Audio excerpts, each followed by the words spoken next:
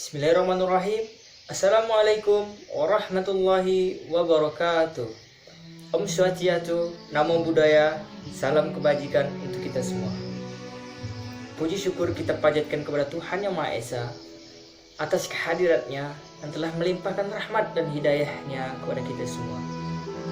Untuk dosen pengampun yang saya hormati, serta teman-teman mahasiswa dimanapun Anda berada yang kita banggakan bersama. Kali ini saya mengangkat tugas kuliah saya, yaitu mata kuliah pendidikan Pancasila. Membicarakan Pancasila. Pancasila adalah ideologi dasar bagi negara Indonesia. Jadi, nilai-nilai Pancasila haruslah diketahui, dipahami, dan diimplementasikan oleh bangsa Indonesia dalam kehidupan sehari-hari untuk dapat mewujudkan cita-cita proklamasi kemerdekaan. Namun, pada saat ini, pengetahuan, pemahaman generasi penerus bangsa terhadap nilai-nilai yang terkandung dalam Pancasila semakin terdegradasi dan terkikis oleh derasnya nilai-nilai yang baru masuk yang tidak sesuai dengan jati diri bangsa. Permasalahan pemahaman ini mengakibatkan sebagian dari kita mulai tinggalkan dan lupakan Pancasila. Oleh sebab itu, diperlukan aktualitas nilai Pancasila agar dapat dijadikan acuan bagi bangsa Indonesia dalam menjawab berbagai persoalan yang dihadapi saat ini dan yang akan datang, baik persoalan yang datang dari dalam maupun luar. Dan Pancasila ini juga merupakan rumusan dan pedoman kehidupan berbangsa dan bernegara bagi seluruh rakyat Indonesia, di mana kita juga ketahui masing-masing sila pasti memiliki makna yang berbeda-beda. Baik, kita langsung saja masuk dalam pembahasannya. Oke, sila pertama.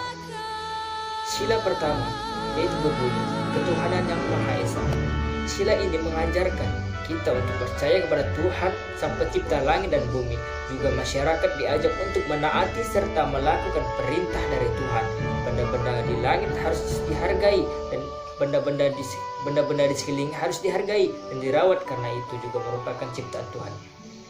Sedangkan untuk penerapannya dalam kehidupan sehari-hari, kita ambil contohnya merawat tumbuhan dan binatang dan tidak merusak lingkungan, menghargai sesama umat beragama dan tidak saling menjelekkan agama lain dan menganggap agama sendiri adalah yang paling baik. Sila yang kedua. Sila kedua yang berbunyi kemanusiaan yang adil dan beradab. Dalam sila kedua ini, masyarakat diminta untuk memberikan perlakuan yang adil terhadap sesama manusia, terhadap diri sendiri, alam sekitar, dan terhadap Tuhan. Manusia sebagai makhluk beradab atau berbudaya yang memiliki daya cipta, rasa, karsa, dan keyakinan di kehidupan masyarakat. Penerapan sila ini dapat dilakukan dengan cara bersikap adil kepada seluruh masyarakat dan tidak membeda-bedakan suku, etnis, agama, atau kepercayaan apapun itu. Sebagai manusia yang memiliki rasa harus bisa menghargai satu sama lain.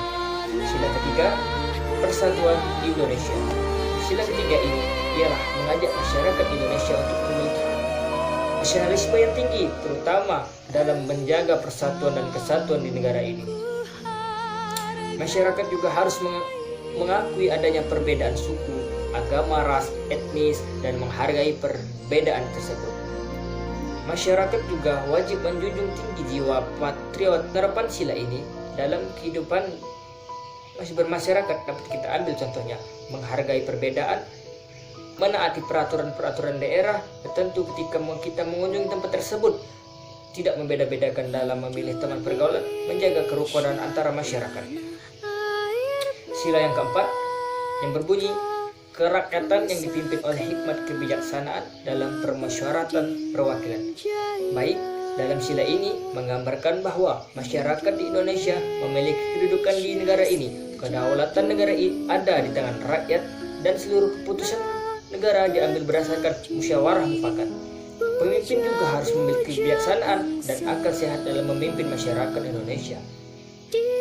Contoh penerapan sila ini dalam kehidupan kita sehari-hari di dalam masyarakat ialah keikutsertaan dalam pemilu, ikut berdemokrasi, dengan menyampaikan pendapat, berani mengutarakan pendapat di depan umum atau menyampaikan aspirasi kepada masyarakat. Pemerintah sebagai pemerintah juga mau mendengarkan keluhan masyarakat dan langsung menanganinya.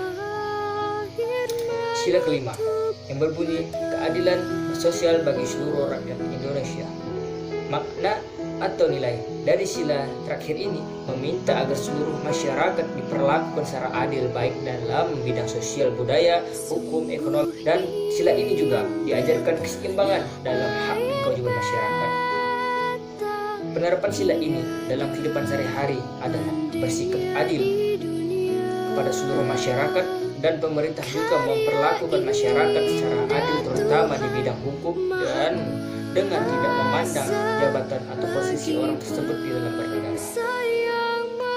Oke, baik, mungkin sampai di sini dulu pemaparan dari saya mengenai istilah atau mendeskripsikan contoh nilai Pancasila dalam kehidupan masyarakat. Jadi dengan demikian Pancasila sangat perlu bagi generasi milenial agar tidak terjadinya penyimpangan yang tidak diinginkan. Maksud dan tujuan penjelasan seperti yang sudah saya sampaikan dalam video ini ialah agar kita semua mengetahui bagaimana mengimplementasikan makna butir-butir Pancasila dalam kehidupan sehari-hari, karena setiap tindakan kita pasti mempunyai nilai yang terkandung di dalamnya, baik positif maupun negatif. Dan tidak hanya itu, kita semua juga dapat memahami makna Pancasila dengan cara memperagakannya di lingkungan kita sehari-hari.